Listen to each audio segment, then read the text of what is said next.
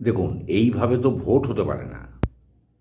একে একে সমস্ত কলকাঠিগুলোই যদি দুমড়ে মুচড়ে ফেলে দেয় নির্বাচন কমিশন, তাহলে মাননীয় ভোটটা লড়বেন কী করে?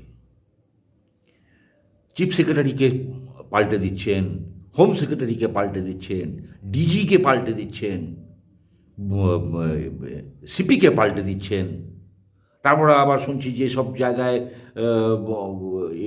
ইতিহাস আছে অশান্তি এবং বোমাবাজি বন্দুকবাজি এসব করে ভোট করানোর ইতিহাস আছে, যেখানে যেখানে নির্বাচন পরবর্তী সন্ত্রাসের ইতিহাস আছে, সেখানে সেখানে যারা পুলিশের অফিসার ছিল তাদেরকে সব বেছে বেছে বেছে বেছে তাদেরকে নির্বাচন থেকে বসিয়ে দেওয়া হবে।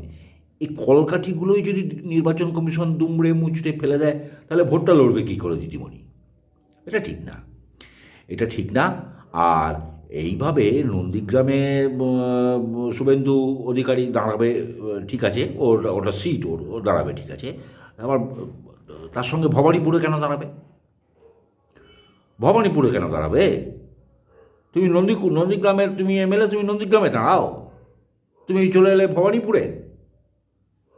এবার আমি বলছি শুনুন, দিদিও অত কাঁটা ছেলে নয়, দিদি কোথাও দাঁড়াবে না, দিদি কোথাও দাঁড়াবে না।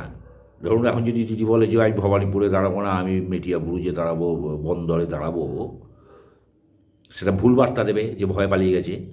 তো না রাহেগা বাঁশ না বাজেগা বাঁশুরি, ভোটেই দাঁড়াবো না আমি, প্রচারের স্বার্থে আমি এখন ভোটে দাঁড়াবো না, ভোটের পরে আমরা যেখান থেকে হোক আমি বাই ইলেকশনে দাঁড়িয়ে জিতে আসবো, এই জায়গায় যাবে।